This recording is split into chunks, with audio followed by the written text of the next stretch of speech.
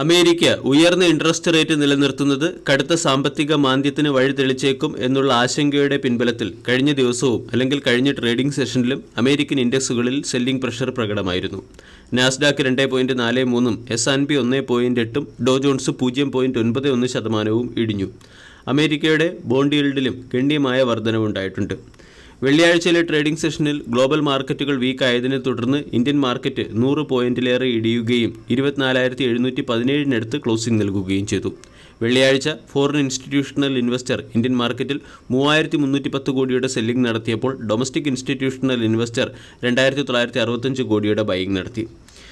Brent ക്രൂഡിന്റെ വില കഴിഞ്ഞ ദിവസം 3.41% ഇടിഞ്ഞ് $76.81 പെർ ബാരൽ എന്ന ലെവലിലേക്കെത്തി. ഇന്നത്തെ ട്രേഡിംഗ് സെഷനിൽ സ്റ്റോക്ക് സ്പെസിഫിക് ആക്ഷൻ വരാൻ സാധ്യതയുള്ള ചില പ്രധാനപ്പെട്ട സ്റ്റോക്കുകളിലേക്ക് കടക്കാം. ഒന്നാമത്തേത് ബ്രിട്ടാനിയ ഇൻഡസ്ട്രീസ്. ബ്രിട്ടാനിയ ഇൻഡസ്ട്രീസിൻ്റെ നെറ്റ് പ്രോഫിറ്റ് 11% വർദ്ധിച്ച് 505 കോടിയായി മാറി. മാർക്കറ്റ് 527 കോടി രൂപയുടെ പ്രോഫിറ്റാണ് പ്രതീക്ഷിച്ചത്. മാർക്കറ്റ് എസ്റ്റിമേഷനെ മിസ് ചെയ്തു.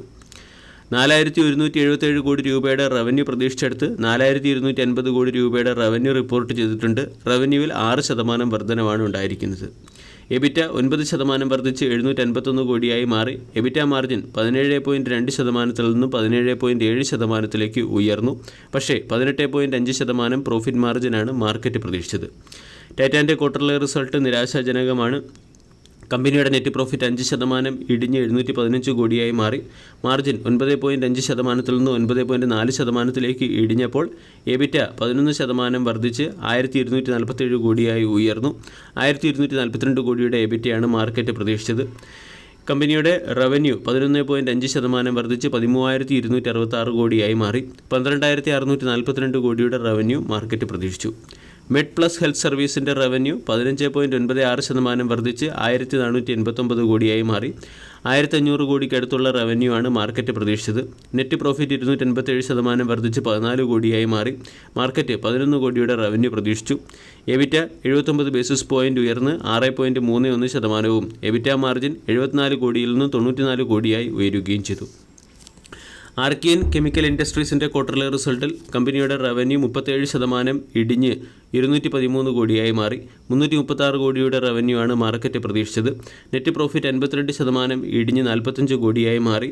മാർജിൻ 39.2% നിന്നും 33.5% ഇടിയുകയും എബിറ്റ 47% ഇടിഞ്ഞ് 71 കോടിയായി രേഖപ്പെടുത്തുകയും ചെയ്തു. ഷീല ഫോമിൻ്റെ ക്വാർട്ടർലി റിസൾട്ടിൽ റവന്യൂ 26% വർദ്ധിച്ച് 810 കോടിയായി മാറി. എബിറ്റ 23% വർദ്ധിച്ച് 600 കോടിയും എബിറ്റ മാർജിൻ 12.1% നിന്നും 7.4% ഇടിയുകയും ചെയ്തപ്പോൾ പ്രോഫിറ്റ് 9% വർദ്ധിച്ച് 47 കോടിയായി മാറി. LIC ഹൗസിംഗ് ഫിനാൻസിൻ്റെ സ്റ്റാൻഡലോൺ ക്വാർട്ടർലി റിസൾട്ടിൽ ടോട്ടൽ ഇൻകം 0.5% ഉയർന്ന് 6,784 കോടിയും നെറ്റ് പ്രോഫിറ്റ് 1.8% ഇടിഞ്ഞ് 1,300 കോടിയുമായി രേഖപ്പെടുത്തിയിട്ടുണ്ട്. മഹീന്ദ്ര ആൻഡ് മഹീന്ദ്ര എന്ന കമ്പനി ട്യൂബ് ഇൻവെസ്റ്റ്മെൻറ്റ് ഇന്ത്യ എന്ന കമ്പനിയുമായി ചേർന്ന് മോട്ടോർ സൈക്കിൾ സ്പെയർ പാർട്സ് നിർമ്മിക്കുന്നതിന് വേണ്ടി ഒരു ജോയിൻറ്റ് വെഞ്ചർ കമ്പനി ആരംഭിച്ചു. പവർ ഗ്രിഡ് കോർപ്പറേഷൻ എന്ന കമ്പനിക്ക് രാജസ്ഥാൻ ഇൻ്റർസ്റ്റേറ്റ് ട്രാൻസ്മിഷൻ ലൈൻ കൺസ്ട്രക്ഷൻ്റെ ലോവർ ബിഡറായി തിരഞ്ഞെടുക്കപ്പെട്ടിട്ടുണ്ട്. HEG എന്ന കമ്പനി ആഗസ്റ്റ് 13 തീയതി സ്റ്റോക്ക് സ്പ്ലിറ്റ് പ്രഖ്യാപിക്കുകയാണ്. അതുപോലെ തന്നെ പവർ മെക് പ്രോജക്റ്റ് എന്ന കമ്പനിക്ക് Meenakshi energy phase 2 revival project ലഭിച്ചിട്ടുണ്ട്. 142 കോടി രൂപയുടെ പ്രോജക്റ്റാണ് പവർ മെക് പ്രോജക്റ്റ് എന്ന കമ്പനിക്ക് ലഭിച്ചിരിക്കുന്നത്. ജ്യോതി ലാബ്, ആപ്ടെക് തുടങ്ങിയ സ്റ്റോക്കുകളെ corporate action point of view ശ്രദ്ധിക്കാവുന്നതാണ്. ജ്യോതി ലാബിൻ്റെ CFO ആഗസ്റ്റ് 21 റിസൈൻ ചെയ്യും.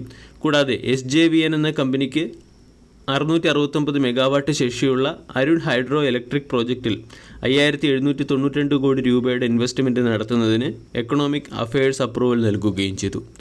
വീഡിയോ എല്ലാവർക്കും ഇഷ്ടമായി എന്ന് വിശ്വസിക്കുന്നു. Thank you.